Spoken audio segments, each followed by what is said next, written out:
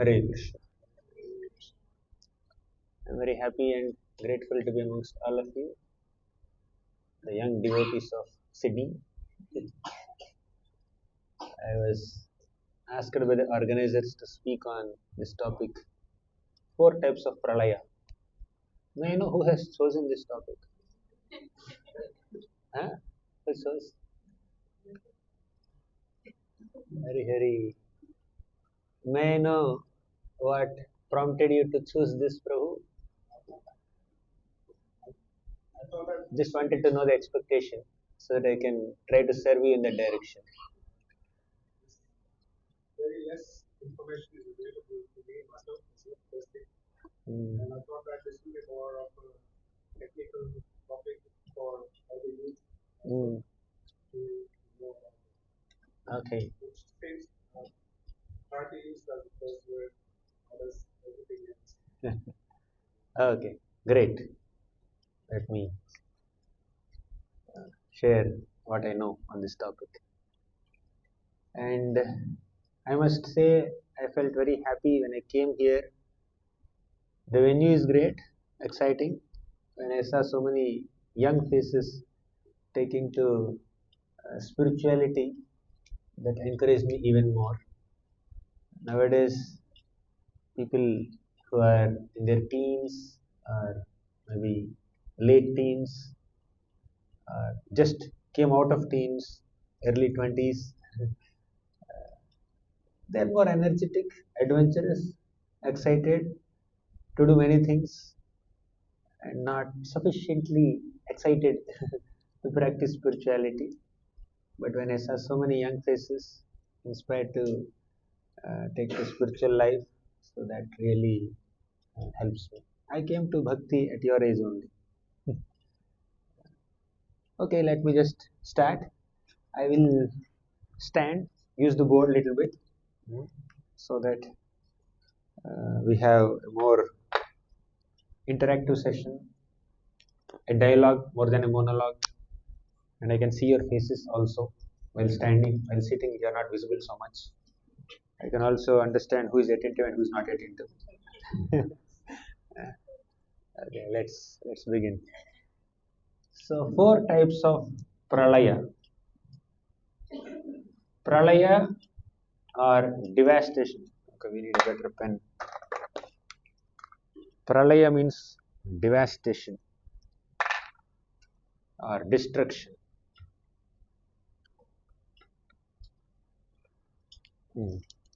Before talking about destruction, we need to talk about creation. Something has to be created before it is destroyed, right? So we need to talk about the process of creation. Creation in Sanskrit, it's Srishti. Srishti. This entire universe is created by the Supreme Lord, Vishnu. How many of you know Vishnu, who is lying on the causal ocean? Lord Vishnu lies on an ocean called causal ocean. Cause, Karana Samudra. The Lord lies on an ocean called causal ocean, and when he breathes out, millions of universes come out of the bodily pores of the Lord. So many millions of universes, Brahmandas. So initially, the universe comes out of, this is Mahavishnu. The universe comes out of Mahavishnu's body in the form of a small seed. And that is called Pradhana. And your science and many other books have a different way of explaining the process of creation. This is Bhagavatam's way of creation. I went from there on. I came from there on. I came from Indian Institute of Science. So it began with a small seed called Pradhana. Eventually, that Pradhana transformed into Mahatattva. Mahatattva is the sum total of all the ingredients of the universe. And that Mahatattva eventually transformed into, this is Pradhana, this is Mahatattva, into Ahankara or ego. And that ego has three modes. Mode of goodness, technical called sattva guna. Then mode of passion called rajoguna. Then mode of ignorance called tamoguna. So ego, which is generally the false ego here, that is represented in three modes, and in these three modes ego gives rise to multiple elements. In tamoguna, ego gives rise to different elements like earth, water, fire, air, ether. Then in rajoguna, the ego gives rise to intelligence and senses and many other such elements. In sattva-guna, or mode of goodness, ego generates elements like mind and so many devatas, okay, gods.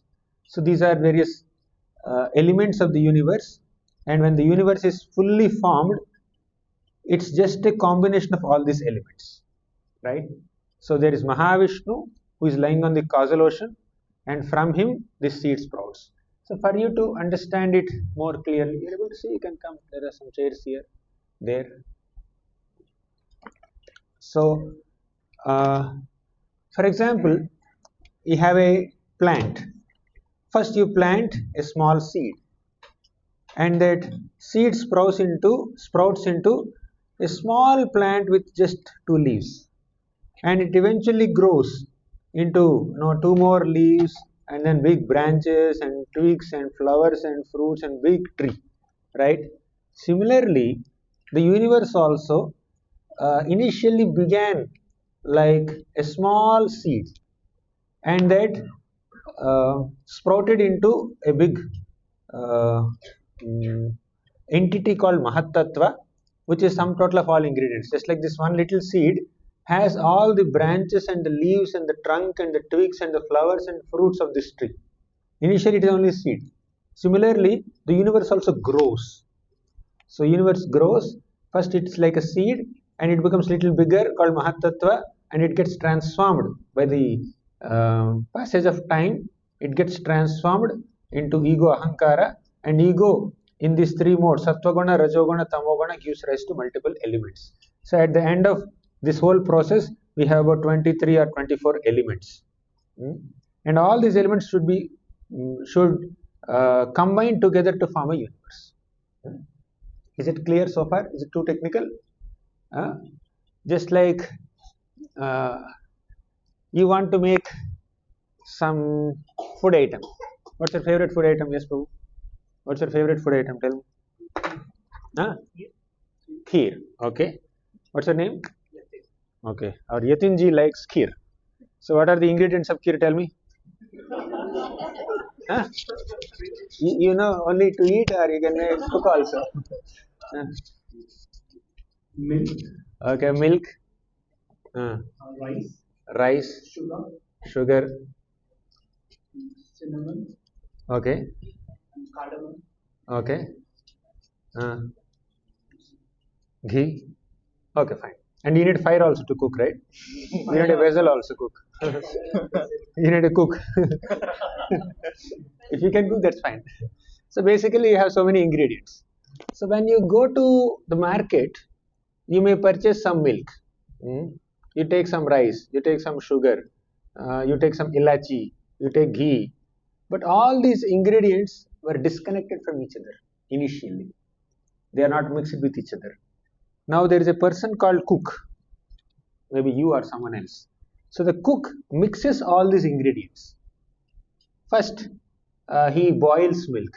Then maybe he may add some rice. Then he may add some sugar. And then he may add some ghee, and he may put some dry fruits also for extra flavor.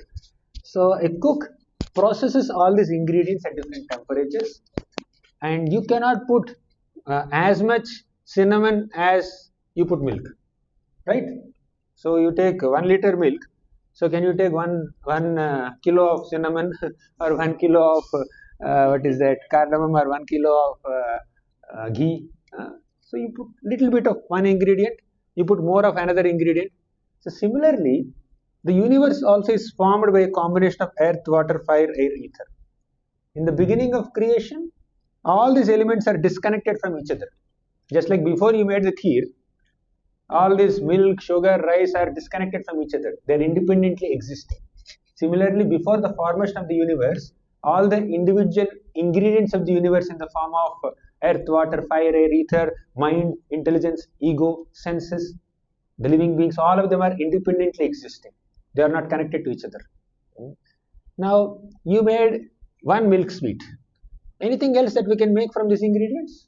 You cook rice separately.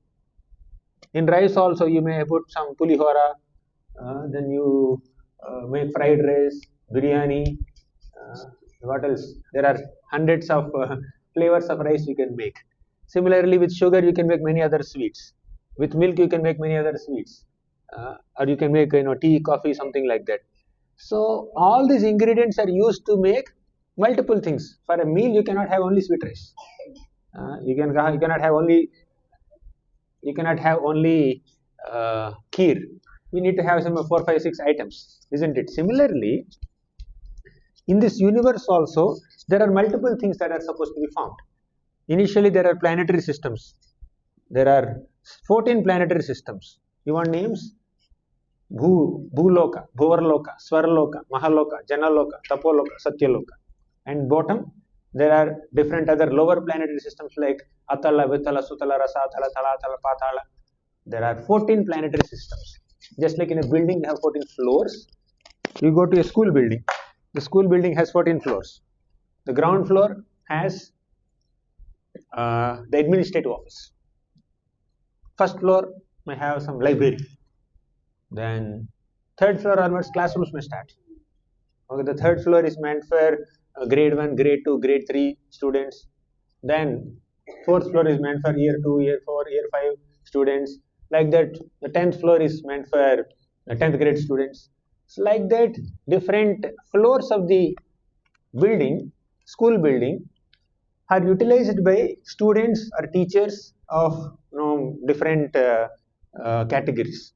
Similarly, in this world also, 14 planetary systems are there. Each planetary system is meant for the inhabitation of different kinds of living entities. The earthly plane is meant for people who are human beings and some animals. And the lower planets, they are meant for some demoniac people, snakes, and many other lower species. Some lower species exist on the earthly plane also, but the lower planets are primarily inhabited by people who are lower in their consciousness. And the upper planetary systems are inhabited by people who are in Sattvaguna, who are in mode of goodness. They are more evolved in their consciousness, like the Devatas, Kinnaras, Gandharvas, Yakshas, all these great personalities. And the very top planetary systems like Tapoloka, Satyaloka, they are inhabited by people who are very, very evolved in their consciousness, like great sages. Lord Brahma himself stays there. So 14 planetary systems are created. But all these are created by these ingredients only. Right? So the ingredients for the creation of all these 14 planetary systems are earth, water, fire, air, ether. And mind, intelligence, ego, senses and all. So at this stage of creation, all these are disconnected from each other. Just like at the stage of cooking, all these ingredients are disconnected from each other. Cook brings them together. Similarly, the Lord brings all these elements together in the form of this universe. When we discussed about one Vishnu, right? One Mahavishnu. His Mahavishnu, from his bodily pores, millions of universes come out. This is the formation of one universe. And once the universe is formed like this, by a combination of all these elements, earth, water, fire, and ether, that Mahavishnu expands himself into the universe and enters the universe, and he fills the universe with his perspiration. And that perspiration becomes the Garbhodaka ocean. Garbhodaka ocean.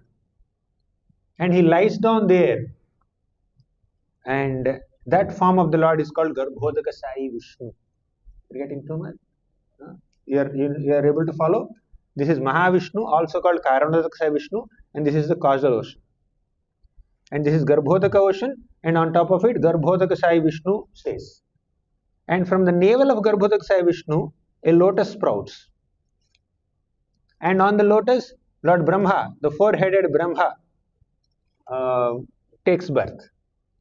And this Garbhodakasaya Vishnu empowers this Brahma to divide this universal lotus into 14 parts and form the 14 planetary systems using these ingredients: earth, water, fire, ether. So with this earth, water, fire, ether, this universe is formed. And with those very elements, earth, water, fire, ether, all the 14 planetary systems are formed. And the formation of the universe is done by Mahavishnu himself, Vishnu himself. And the formation of the 14 planetary systems and the bodies of different species of living entities in those 14 planetary systems are done by Brahma. Is it clear? So the creation done by, we said creation, right? Creation is of two types. One is primary, second is secondary. Primary creation is also called Sarga. Secondary creation is called Visarga. So primary creation is done by Vishnu, secondary creation is done by Brahma. Clear? So two types of creation. The primary creation done by Vishnu is called Sarga, which is basically the formation of the universe and all the ingredients for the formation of the universe. And Lord Brahma does the secondary creation or Visarga. He creates the 14 planetary systems inside the universe. And he also creates the bodies of different living beings inside the universe. Is it clear? That is called Visarga. Before we discuss destruction, we need to discuss creation. Any questions so far? Yes, sir. I'll offer this to you. Yes, sir. Very nicely explained. All these elements which you explained come before Lord Brahma. Yes, they come before Lord Brahma. Brahma has not yet taken birth, but the elements manifested before only. And the second thing is, all the 14 planetary system, someone was saying happens within the lotus stem. Is that correct? Yeah. See, lotus, this is universal lotus. That stem is divided into 14 parts. It happens subtly. It's not like a gross lotus, which is like 10 billion miles wide. Not like that. It's a subtle lotus that is divided into 14 planetary systems for the inhabitation of different types of living entities. Let me tell you one more thing. When Mahavishnu originates all these universes, this process is followed by multiple universes. I spoke about one universe. There are multiple pradhanas. There are millions of pradhanas, millions of mahatattwas, millions of egos and all. This whole process is carried out for every single universe simultaneously.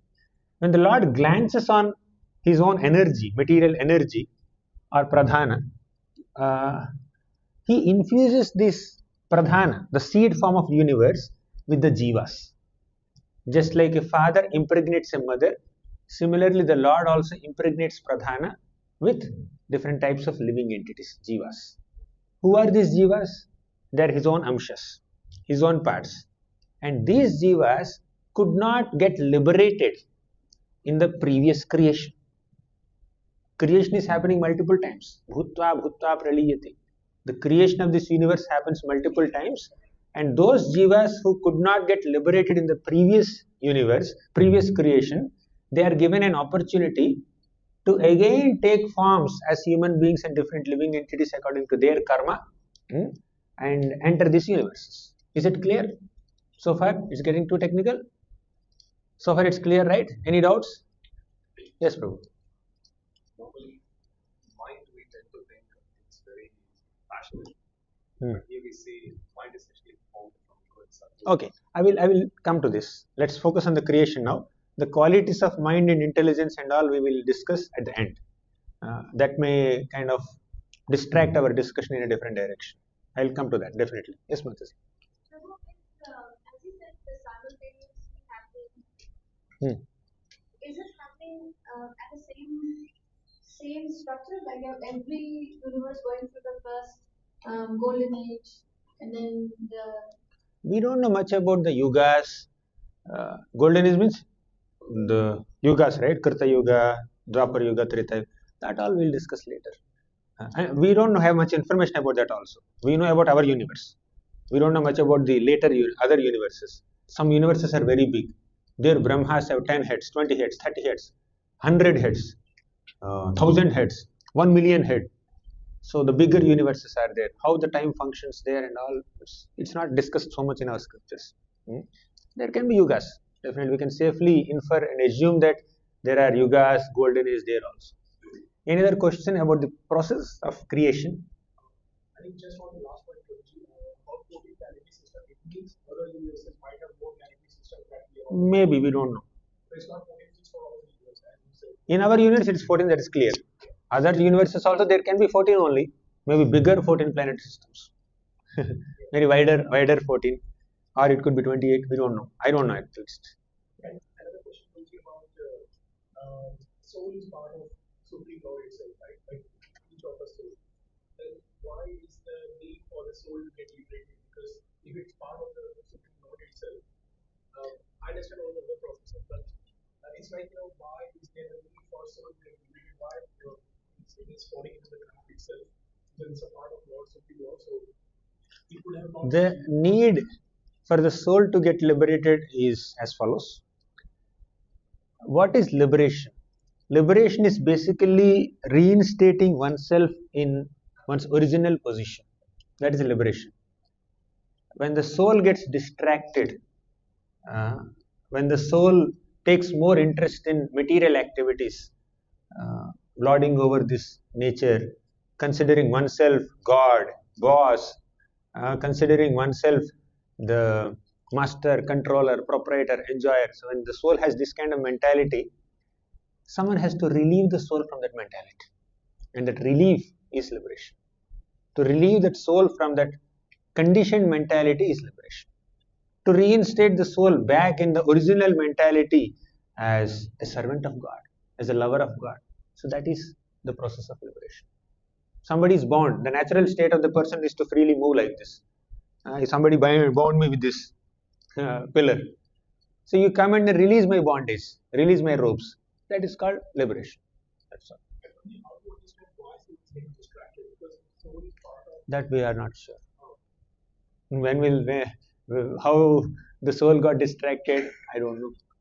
Anadi, karma phale, means since time immemorial, for several hundreds and thousands of lifetimes, this distraction is continuing and we ended up in this one species. So there is no, we cannot trace it back. The point of distraction, t equal to 0, we may not be able to trace it back.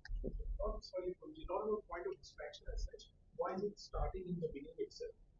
Like, let's say This is a very popular question, frequently unanswered question. In iskcon at least. Okay. Anyways, anything in the process of creation so far? Okay, the jivas are induced into this universe according to their previous karma. And these jivas take up different positions in these 14 planetary systems in different species.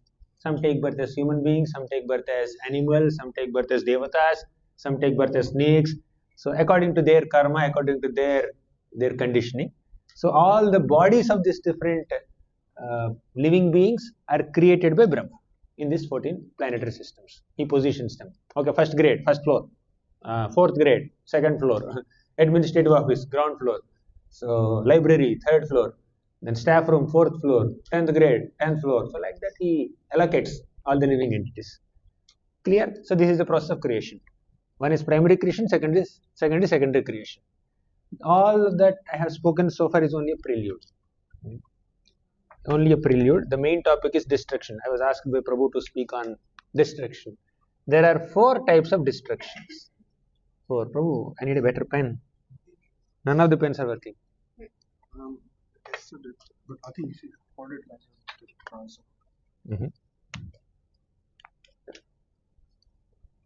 Okay, this is better. This seems to be the best. I need a. You are the one who showed us that I put the caps on. Okay, let's wipe the cooking lila. Prabhu has made the kheer. Yeah. Okay, I keep it as it is. That's required. So Prabhu, there are 4 types of pralayas. Now our topic begins now. Whatever I spoke is only prelude. First is Prakritika Pralaya. You are okay with Sanskrit terminologies? You can manage? If you have any doubt, you can tell me. Prakritika Pralaya. Pralaya you can put everywhere. Prakritika Pralaya. You know what is Prakritika Pralaya? It's the elemental annihilation or complete annihilation or complete destruction. Means at the end of the lifetime of Brahma, when Brahma lives for 100 years, Brahma who is born from the navel of Garbhodakasaya Vishnu on top of a lotus, he lives for 100 years. And when his 100 years lifespan is completed, it's exhausted, then there is a Pralaya. Means entire universe goes back into Mahavishnu's body. It originated from Mahavishnu, it goes back into Mahavishnu's body. For example, you made a nice clay pot. Clay pot takes birth from clay, right? And you used it for some time. You used that earthen pot for fetching water and doing many other things. But somehow the pot was broken. And the broken pot was, it broke into multiple pieces. And what will happen to all the pieces? It will merge back into the earth element, right? Just like a broken earthen pot merges back into the element earth, bigger element earth, similarly, this entire universe merges back into Mahavishnu's body. And that merging back is called Prakritika Pralaya. Clear? That is called elemental annihilation. Or we will say it like this: complete annihilation, complete destruction at the end of Brahma's life. Then second is Naimittika Pralaya. Naimittika Pralaya. This is called partial annihilation. This happens at the end of day of Brahma's day. Now you see, somebody may go to office on the first day of his appointment. He just took up a job in a particular company. He goes to office. He was given a cabin, and he was also given some keys for his cupboards, and he was asked to take charge. So first day he will go and give an appointment letter to the HR. He has certain admission formalities, and eventually he will go to his cabin after 1 or 2 hours of admission formalities, and he will sit there. And by the end of the day, what does he do? He will switch off his laptop. He will switch off the lights and fans and AC. He will close all the cupboards and drawers. He will lock them, and he will go out. He will just swipe his card and go out. Next day morning, he will again come back. Again, he will swipe his card, open his cabin, open all the cupboards, switch on the laptop, switch on the screens, etc. Then he will start his working. So at the end of the day of a person in an office, he winds up everything, right? He will close all the files and all. That winding up is another Pralaya, which is called partial Pralaya, Naimittika Pralaya. At the end of day of Brahma, these 14 planetary systems are there, right? Up to the 10th planetary system. Top 4 planetary systems, they are not merged generally. They are not destroyed. But up to the 10th planetary system, the lower 7 planetary systems plus upper 3, Bhur, Bhuva, Swaha. So all these planetary systems are destroyed. They merge into whose body? Garbhodakasaya Vishnu's body. So at the time of complete annihilation, at the end of Brahma's life, this entire universe merges into Mahavishnu's body. But the end of day of Brahma, all these lower planetary systems, they merge back into Garbhodakasaya Vishnu's body. Garbhodakasaya Vishnu is there within the universe only. Like that, there are so many universes, and in each universe there is Garbhodakasaya Vishnu, there is Brahma, etc. So when all these lower planetary systems merge into Garbhodakasaya Vishnu's body, at the end of day of Brahma, it is called Naimittika Pralaya or partial annihilation. Is it clear? We discussed 2 types.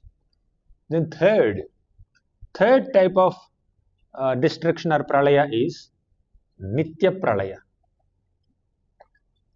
Nitya Pralaya means constant annihilation, constant destruction. When does it happen? At the end of Brahma's life, Prakritika Pralaya happens, complete annihilation. At the end of Brahma's day, partial annihilation happens, Naimitika Pralaya.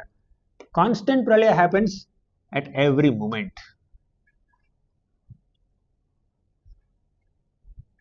Every moment it is happening. Now, this Prabhu has taken this garland. Okay, can I take it back for 1 minute? So now you keep this garland. It's fresh with so many flowers. There are red flowers, green flowers, little pinkish white flowers. Many things are there. You keep this garland like this here. You come and see tomorrow. By tomorrow, it's faded slightly. You come and see day after tomorrow. It's faded even more. And after 10 days, when you see this garland, you may not even be able to differentiate between which is red flower, which is green flower also. Everything becomes brown. You touch it, so fragile, it will become powder, right? Now, after 10 days or whatever, 1 week, you can see that everything merges. Everything is destroyed. Everything fades. The freshness goes away. But at every moment, this transformation is happening. Now, you may not be able to perceive the changes that are happening to each of the flower in that garland. You may not be able to perceive the changes moment by moment, but at particular intervals, you can perceive. After 2 hours, you see it's slightly faded, but you keep on looking at the flower constantly, like a camera, time-lapse camera. You're not even blinking your eyes. You can't see any change. You cannot see how material objects are being transformed moment by moment, second by second, or fraction of second by fraction of second. But over a period of time, you can see there is a transformation. For example, parents are seeing the children growing up. Every day they are seeing kids. They can't even perceive the growth of kids. But you are in Sydney for 1 year. You are in Sydney.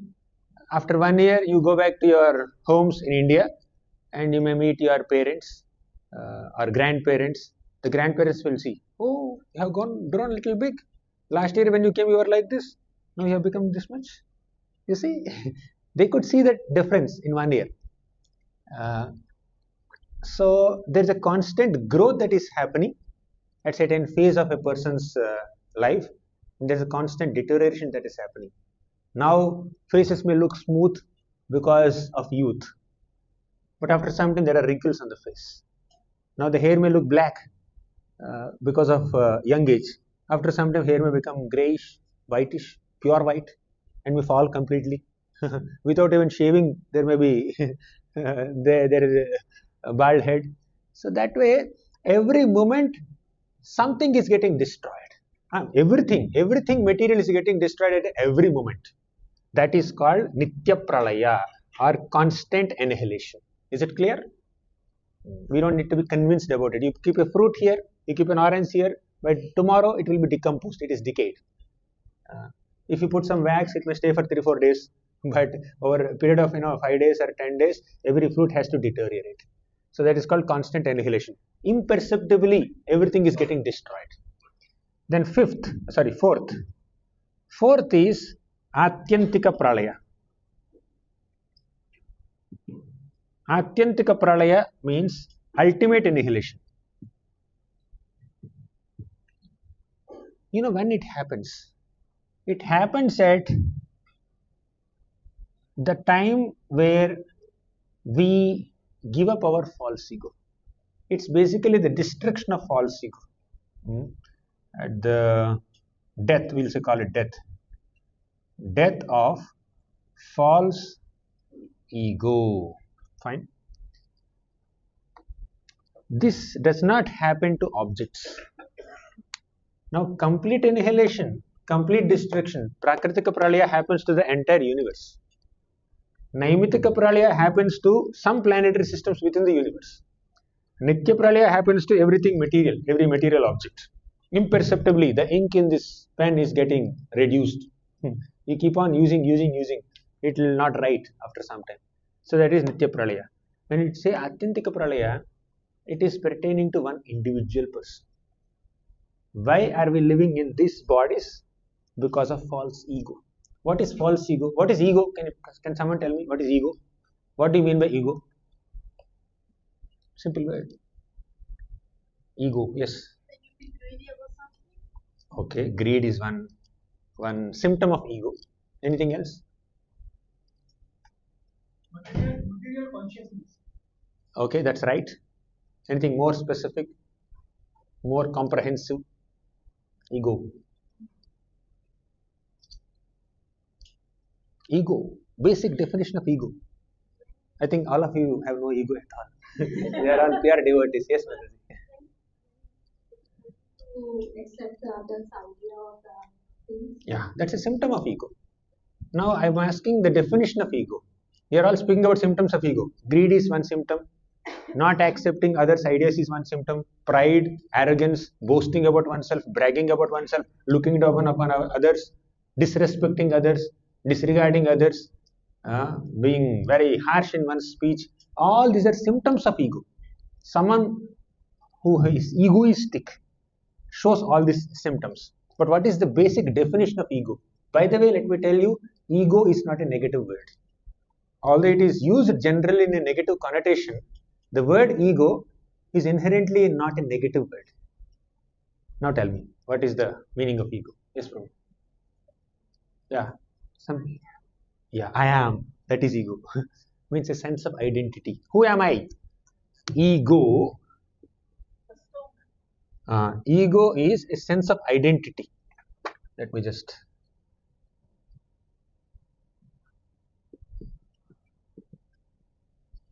Identity. I. This is ego. Who am I? I am this. I am that. In this world, we have multiple identities. And we need to have identities. Actually, we have two types of identities. One identity is material. Second identity is spiritual. As some time back we were discussing, our spiritual identity is an amsha of Krishna. We are all children of God. So being children of God, I will say child of God. Being a child of God is our spiritual identity and a permanent identity. Nobody can obstruct that identity. Nobody can take away this identity from us. But material identities are subjected to change. Material identities can be man, woman. A man in one life can become a woman in the next life. A woman in this life can become a man in the next life. Therefore, this gender is temporary. Second, somebody may be engineer, somebody may be doctor. Now you are an employee of a particular company. After 3 years, you may change your company. Then your identity is, I am employed with so and so other company. So far I was in Infosys, now I went to Google. Later you may enter Apple. You keep on changing your companies, so you assume newer and newer identities. Now many of you are students. After some time, some of you can become teachers. Some of you can become doctors. Some of you can become actors. Some of you can become YouTube influencers. Some of you can become life coaches. Nowadays, if you ask youth, what do you want to become? In our days, maybe 15, 20 years back, when some of us were asked, we would say we'll become engineer, we'll find a job in Google. So those were the aspirations of youth. Now people say, I want to become life coach. Life has not yet begun, but they want to become life coach. I want to counsel people. I want to become an Instagrammer. I want to become a YouTuber. I want to become a YouTube influencer. People should come to me. I have 100,000 followers or 200,000 followers or 10 million followers, so that people can come to me to advertise their brands. This is what I want to pursue. For that, I may make all kinds of funny videos and reels and post anywhere. So that's the career that many youngsters are also pursuing nowadays. So anyways, that's another identity. So like that, within one life, we can assume hundreds and thousands of identities, and we can relinquish those identities also. You relinquish an identity, take on new identities. So that identity is ego. So what is this false ego then? So that ego has multiple shades. One is true ego, second is false ego. Right? True ego is that we are all children of God. This identity, there is no change. Whether We are men or women or Indians or Australians or Americans or human beings or animals or trees or snakes or birds. We are all children of God. In that identity, there is no change. Every jiva, every soul, every living being is a child of God. That's a true ego of every jiva, every living entity. No change in that identity. So this changes. Now when you say false ego, so the false ego refers to material identities, and they are also of two flavors. One is the temporary ego, temporary identity. All are temporary, but this temporary, okay, let me not put it this way, because false ego is basically temporary. Now, okay, let me put it this way.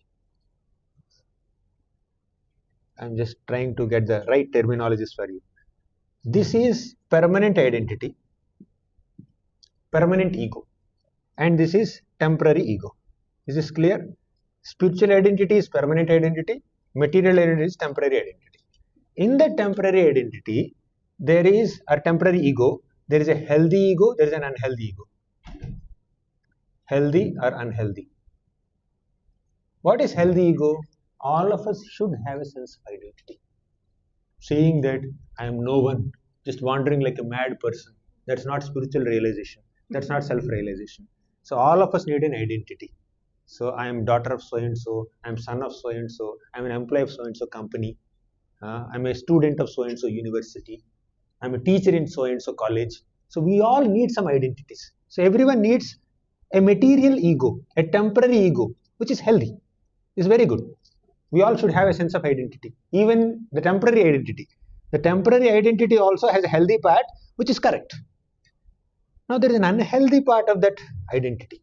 I am the student of Ohio State University in Columbus, and you are a student of some low-class college in one corner of so and so country. So you take pride in your own college, and you look down upon people who may not be in such a prestigious educational institution. Then it is called unhealthy ego or false ego. Pride. So the symptoms of unhealthy ego are pride, okay, or a sense of superiority complex, SC, superiority complex. Now, you are employed in a small company, earning very meager amount of money in some company. Someone else is employee of a big company, maybe Apple or Telstra or what else, Google or something like that. They're employees of a big company. They're getting good package. Their package is like 10 times or 20 times bigger than you. Then you look at them, you feel envious, envy, or a sense of inferiority complex. I see. This is called false ego, right? This is called false ego or unhealthy ego. Ego means identity, a sense of identity. So there is spiritual identity which is permanent, there is material identity which is temporary. And the temporary identity or temporary ego has a healthy part and unhealthy part. Healthy part means you should have some identity, some designation in this world. You can't be like nobody in this world. So that is healthy part. You can be student, teacher, whatever. But if you overly become proud, you over-identify yourself with the designation, with a lower position, your low position, and then start feeling envious of other people or develop a sense of inferiority complex, that is another type of false ego. Inferiority complex, superiority complex. Both are symptoms of false ego. They make your life complex. Inferiority complex and superiority complex will make your life complex, right? So pride, envy, arrogance, harsh speech, disrespectful attitude, deceit, cheating, all these are symptoms of false ego. Got it? When that false ego is destroyed, you get ultimate annihilation. That is ultimate pralaya. The destruction of your false ego. Not the true ego. True ego can never be destroyed. Whichever lifetime you may be, you are always a child of God. That can never be destroyed. But the destruction of false ego is called atyantika liberation, atyantika pralaya, or ultimate annihilation. And this is called, in other words, it is called mukti or liberation. Fine. These are the 4 types of Pralaya. And this last Pralaya, destruction of false ego, that happens to an individual entity. When you take to the process of Bhakti Yoga, by doing Shravanam, Kirtanam, Smaranam, Padasevanam, when you take shelter of the process of devotional service, a spiritual path, and realize your spiritual identity as child of God, as a servant of God, as a lover of God, then you become liberated from all these material identities, and that is called Mukti or Atyantika Pralaya, or ultimate annihilation of false ego. It is the false ego that keeps us in this material world, makes us transmigrate from one species to another species, one planet to another planet. So to destroy all this stuff, you need to take shelter of Bhakti. So it is Bhakti that destroys your false ego and that takes you to this Atyantika Pralaya. It happens at the individual soul level. This is happening at the universe level. This is happening within the universe. This is happening to every individual material object. This is happening to our conception, our mentality, our identity. Is it clear so far? Before I take the question asked by some mind, right? You asked about mind? I'll take his question. But before that, anyone has any question on these 4 types of pralayas or destructions? Yes, sir. When you say we are all child of the God, but I am the favorite child of the God. How does it? I am the favorite child of the God, and you are not. How does that ego actually? Where does it actually fall? There's nothing like favorite child of God. You have some kids, Prabhu? Yeah. How many kids you have? Who is your favorite kid? Both. How can be both? Favorite kid is only one. The one who has less money. He's your favorite. Okay. This is false favoritism. Now you gave a practical answer from the financial perspective. Now you give a heartfelt answer. You tell me exactly whom do you love the most in both the kids? Both. Sure. Okay. Similarly, God has millions of children. He loves everybody. There's nothing like favorite kid. And the second answer that Prabhu gave, first he said both. Then he said one who is less financial, less salary, less demanding. Okay. So one who doesn't depend on you financially is favorite, or one who depends on you financially is favorite. Who? I didn't get you. Who's less dependent? Who's Less not asking for money? Asking less money. Okay, asking less money. If they ask more money, you're not favorite. Kids, you can note down what is father's mindset. Anyways, so although the father has multiple children, the father has equal amount of affection towards all the children. That's the first answer. But if a child is more capable of doing things, is in better consciousness, more disciplined, more well behaved, more self-sufficient, the father becomes more happy. But if the child becomes more mischievous, distracted, deviated, and indisciplined, then the father becomes more concerned about the child, isn't it? Similarly, all the living entities are children of God, and everybody, potentially they are lovers and servants of God, but those who are in that consciousness of being a servants of God are the Lord's favorite. But those who do not have that consciousness, spiritual consciousness, those are not aware of their spiritual identities, those are not acting on the plane of their spiritual identities, they are not objects of the Lord's grace in one sense. They are ultimately under the Lord's grace only, but the Lord is obliged to, not that He is eager to, He is obliged to punish them, obliged to cast them into lower species. It's a sense of obligation for the Lord, only to rectify the rebellious mentality. Just like when a child becomes mischievous, the father may pull the ear, or may scold the child, hey, don't do this. Not that father doesn't love the child, but the child's mischievous activities are inducing the father to be little strict with the child. Same thing is that. Now when you say, I am the favorite child of God, when the child thinks, when the living entity thinks like that, That is misfortune. The Lord doesn't like that. The Lord actually, evolved spiritualist sees that I must assist my father in reclaiming all these distracted children. Just like a good son of father tries to bring all the bad sons or distracted sons close to father's expectation, instead of thinking oneself to be superior to other kids. As Krishna says in the Bhagavad Gita, Vidya Vinaya Sampanne Brahmane Gavihastini Shunicheva Swapake cha Panditaha Samadarshinaha. Krishna said in the Bhagavad Gita that if you have Vidya, if you have spiritual education, you will have Vinaya, humility. Then Brahmana, Gavi means cow, Hastini means elephant, Shunicheva means dog, Swapakecha, dog eater. All these 5 categories of living beings, although they are different in their mindsets and mentalities, still a devotee considers all of them on an equal plane because he sees their spiritual equality behind their material differences. Physically, on the bodily plane, they are different from each other, but spiritually they are same. So a devotee sees like that. One who is a true lover of God. You know what is love of God? Anyone knows what is love of God?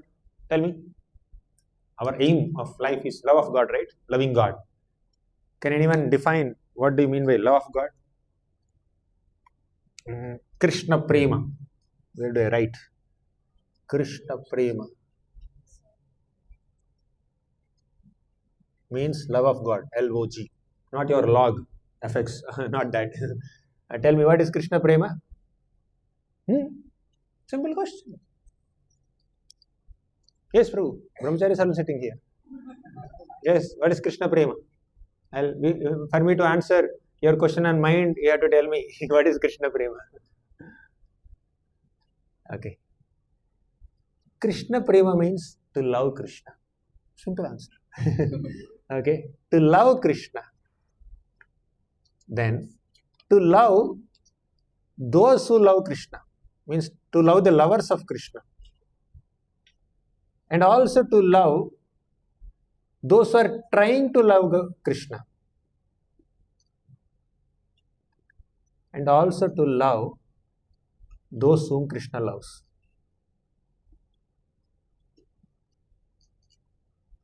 Getting it? So this is the complete definition of love of God. Loving God, loving those who love God, loving those who are trying to love God, and loving those whom God loves. Love Krishna. Loving those who love God means the pure devotees of the Lord. They are very evolved spiritualists, you love them.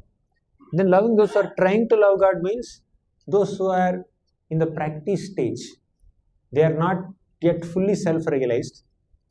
They don't have complete love of God evolved, but they are trying to love God. They are practicing bhakti. Many of us fall in this category. We are not completely in pure love of God, where we just remember, where we just hear the name Krishna and we fall into ecstasy, tears in eyes and goosebumps on the hands. Not like that. So we are trying. We are doing our sadhana, Sravanam, Kirtanam, Vagara. So that is the third category. And loving those whom God loves. Whom does God not love? Everybody is a child of God. So does God loves everybody. So this is complete definition of love of Godhead. So once you become a lover of God, once you become completely realized, self-realized, then you don't have any material discriminations. You don't discriminate between people as good or bad, or auspicious or inauspicious. You see the potential in everybody as lovers of God and respect them for their spiritual identities. You don't discriminate them externally, materially. You don't discriminate them based on their nationality, gender, financial status, education, or height, weight. You don't get into all those external factors, but you focus more on their spiritual identities, this permanent identity as lovers of God. So that is evolution, spiritual evolution. Is it clear? Okay. Shall I come to his question or any other questions? Yes, ma'am. Say like the first type of contact, separated is Garbhakasha Vishnu. So what happens like to the expansion? So we understand material things go back in mind, but what about his expansion? His expansion is unmanifest. The Lord always manifests and unmanifests his expansions. They are visible and invisible according to the need of the hour. Now coming to mind, as this Prabhu asked, ego is the let me give another explanation of ego. Ego is a sense of identity, right? And in this material world, most people are in this temporary ego or material ego or false ego, right? False ego means you are identifying yourself with something which you are not. That is called false ego. In other words, that false ego is also called ignorance. Okay? Ignorance. Also called tamoguna or avidya. So, thus, ego is primarily in ignorance. To be egoistic basically means to be in ignorance. This is tamoguna. Under the umbrella of this false ego, tamoguna, basically everybody in this material world, in this material realm which is formed of all these elements, are under the umbrella of ignorance. They are ignorant of what? They are ignorant of their original identity as souls, as servants of God. That is ignorance. Under that shelter of ignorance or false ego or avidya, there are three modes: sattvagun, rajogun, tamogun. Sattvagun people are more clean, more knowledgeable, more detached, more truthful, honest. And rajogun people more ambitious, overexcited, adventurous, angry. And tamoguni people are ignorant, lazy, confused, demotivated, discouraged. So that is tamoguni people. But all these three gunas are under the shelter of tamogun only. They're flavors. It's like in India, if you go, there are trains. Some compartments in the train are AC compartments, and some are sleeper compartments. Some are general compartments. AC compartment is more. You travel in Indian trains, anyone? AC compartments are more clean and comfortable. General compartments are terrible. You can't handle. And sleeper compartments are somewhere in the middle. Okay. But just because you are traveling in an AC compartment, will you reach the destination faster? All same. 100% sure. Similarly, just because you are in Sattvagun, that does not mean you are liberated. Sattvagun facilitates liberation, but Sattvagun is not liberation. Liberation means going beyond these three modes. Just because you are in Sattvagun, that does not mean you are so great. But it's better than this.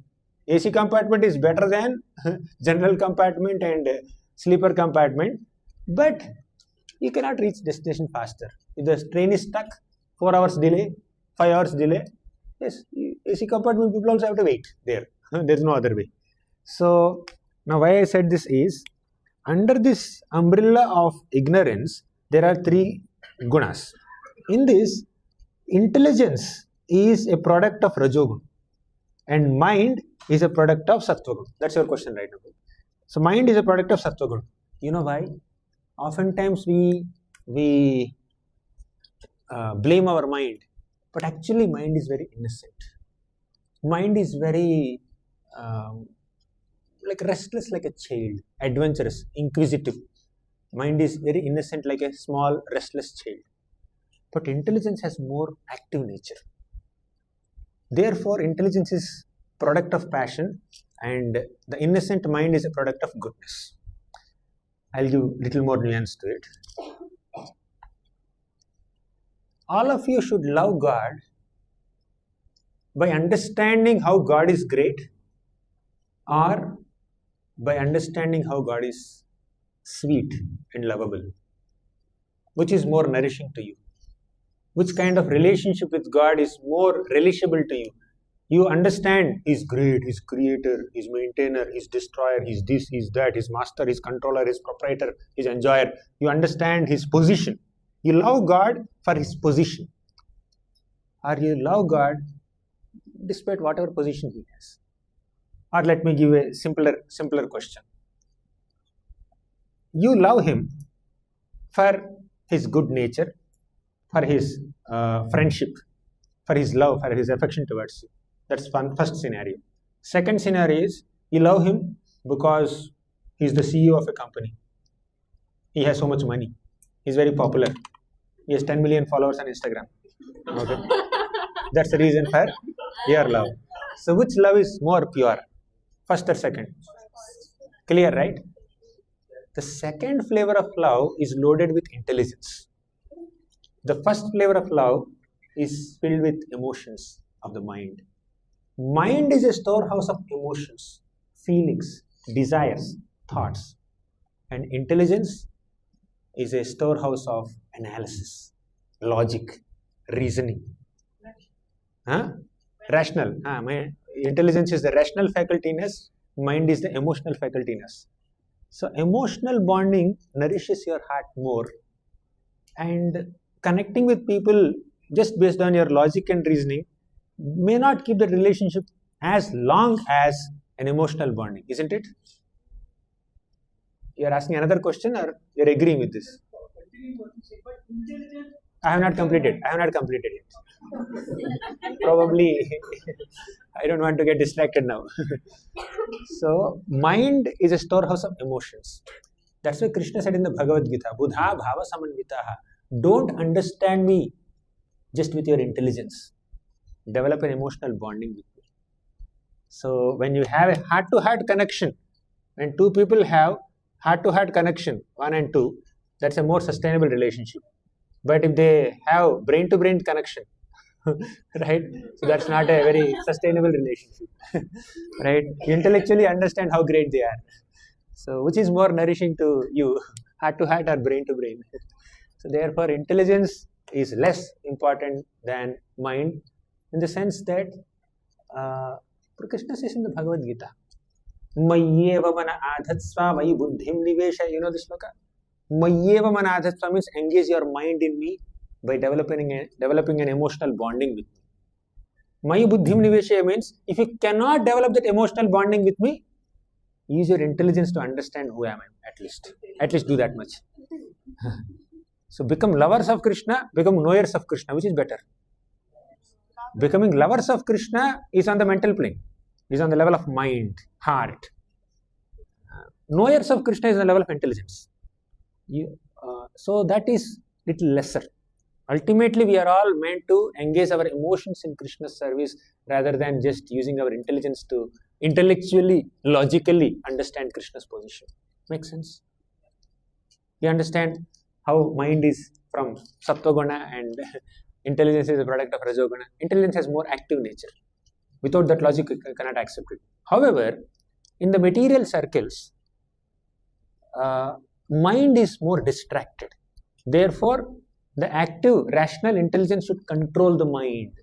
Mind has emotions, mind has feelings, mind has desires, mind has thoughts. But mind has no ability to differentiate which is good feeling, which is bad feeling, which is positive thought, which is negative thought, which is useful feeling, which is harmful feeling. Mind has no ability to differentiate. Intelligence does that analysis part. Therefore, use your intelligence in the material realm to protect your mind from all distractions and harmful thoughts and negative feelings. But once you evolve in spiritual life, connect your mind with the Lord more than intelligence. Your intelligence goes behind. Your analytical ability goes behind. I have done sufficient analysis. I understood. With all my analytical abilities, I understood Krishna is the Supreme Personality of Godhead. Bahut ho gaya. Enough. Now let me love him. Let me serve him. Let me invest my emotions in him. Iti mati rupa kalpita vitrishna bhagavati sattvata pungave vibhumi. That's what Bhishma says. Let me invest my thoughts and feelings in the Lord. Not just intellectually understand Krishna's exalted position, but emotionally develop a relationship with Krishna, connection with Krishna. That's what is more desirable. Clear? Yes. I already took a couple of questions from you. Let me take others. Yes, Prabhu is waiting. Prabhu, you very well explained about mind and intelligence. My thoughts are mind is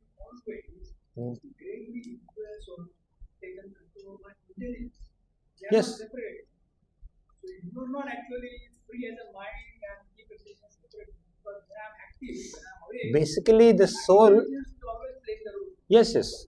The soul has entered a body. Actually, the soul has entered a combination of two bodies. One is the gross visible body with eyes, hands, legs, etc. Second is the subtle body, which constitutes mind, intelligence, and ego. Right? There, mind, intelligence, and ego, as you said, functions as one unit. Now you just connected mind and intelligence. You mentioned the correlation or camaraderie or combination of mind and intelligence. But both of them are working to satisfy the ego. If my ego, my sense of identity says I am a king, then the mind starts thinking, feeling, willing like a king. All the mind's thoughts and emotions are connected to that identity as a king. And all the intellectual analysis is in connection with that identity as a king. So all three work as one unit. But in this one unit, if you have to separate slightly, now pulao is served to you, biryani is served to you, or some pulao is served to you. So in that rice, flavored rice, you have some cashew, you have some kismis, you have some vegetables, you have some mustard seeds. Now all this is like one unit, you are just eating. But whenever a cashew comes in your morsel of food, you relish that morsel more, right? The cashew has a different identity also, has its own flavor. In paneer sabji, there are multiple things are there. Whenever the paneer piece comes, you are more excited with it, to bite it, right? You take out all paneer and serve only the gravy. You are not that excited, but some people like that also. Paneer both ho gaya, you can take it out.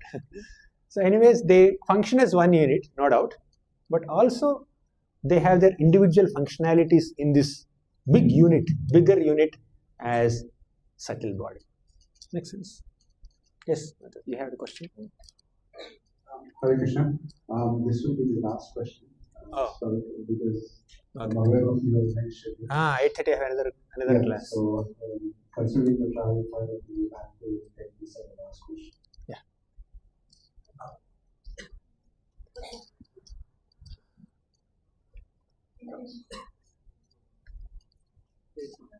As you mentioned that Bhakti Yoga helps us to identify our true ego, that we are in the process and we are in the process of actually starting, and we tend to have a lot of people false people, like even doing charities, doing something for Krishna, and we be like, I did this for Krishna, and we tend to have ego or pride. Okay. So how to Okay. Sometimes we may become egoistic even while serving Krishna, even while practicing Bhakti Yoga. So how do you protect ourselves from that ego? Very good. Good question. See, a devotee can feel happy for getting an opportunity to serve Krishna or devotees. A devotee can feel enlivened with that opportunity. Devotee can feel grateful for that opportunity. You can feel happy by utilizing that opportunity and serving Krishna nicely. That's great, amazing. But let us not become proud of doing that service nicely. Why pride comes? When we disconnect our identity as servant of Krishna and connect more with an accomplisher, with the identity of being an accomplisher, as an achiever, as a go-getter, that creates a big problem. So you can serve the Lord, but please also understand that my ability to serve the Lord, my inspiration to serve the Lord came from the Lord only, came from the devotees of the Lord. For example, this Prabhu has made nice kheer, okay, and the kheer came out very well, very tasty, nectarian, and that kheer is served to all of you, all 20, 30, 50, whatever number of devotees are here, it's served to all of you. You think, Prabhu, you have made sweet rice like nectar, so they are praising you. So you can feel happy about it. You can feel encouraged that I could do this service and all the devotees are pleased, the Lord is pleased. But reflect on it. Are you the only contributor for the taste of that kheer? Just replace rice with some thermocol balls. Will you get the same taste? Replace milk with some phenyl. Will you get the same taste? Replace that cashew kismis that you put in it with something else, with this tissue paper. Okay, pieces of tissue paper. Will you get the same taste? There is an intrinsic taste in the ingredients also. If you just replace or change even one ingredient, you will not get the same taste. So the credit should not belong to you alone. The credit should belong to the ingredients also. Not just ingredients. You should give credit to the cows who gave milk. You should give credit to the farmers who grew the grains. You should give credit to Mother Earth, from which all the plants were born. And you should also give credit to all the trainers. Someone must have taught you how to make sweet rice, right? You cannot independently create a recipe. You have learned that from somebody, so that your trainer, your teacher who taught you to make the halwa or sweet rice, they should also get some credit. And ultimately, the people who are eating also should get credit. If somebody has diabetes, you serve the best quality sweet rice to them, they cannot take it. How can they appreciate you? They are not even eating it. So they are in healthy condition where they can eat, so they also should get some credit. So if you keep on distributing the credit for the successful making of that sweet rice to 100 people, how much is left for you? Therefore, let's not become proud or egoistic for doing one service nicely. Let's humbly recognize the contributions of hundreds and thousands of people for that service to happen in this way. So then you can be relieved from that pride of being an accomplisher or achiever. You can take pride, but that pride should be a positive pride of being happy to get an opportunity to serve the Lord and the devotees, and to get an opportunity to do that service effectively. But you should not feel proud and arrogant for accomplishing it, knowing very well that my accomplishment is dependent on so many other factors, so many people contributed for it. Make sense? So what's the sweet for today's dinner? Is it sweet halwa? Okay. Fine. May you happily eat halwa. So I'll conclude here. Sorry if I bored you, and if you find that this is too technical topic and very difficult to digest, don't blame me. Credit goes to Prabhu, who chose this topic. Generally, in such forums, I take some very simple topics. In fact, I have summarized the 12th canto of Bhagavatam half of 12th canto of Bhagavatam. I took 3rd canto of Bhagavatam also here. I took little 5th canto of Bhagavatam also. It's like a very evolved, deep topic that requires a lot of discussion, but we summarized in 1 hour. Anyways, thank you very much for your kind attention. Yes,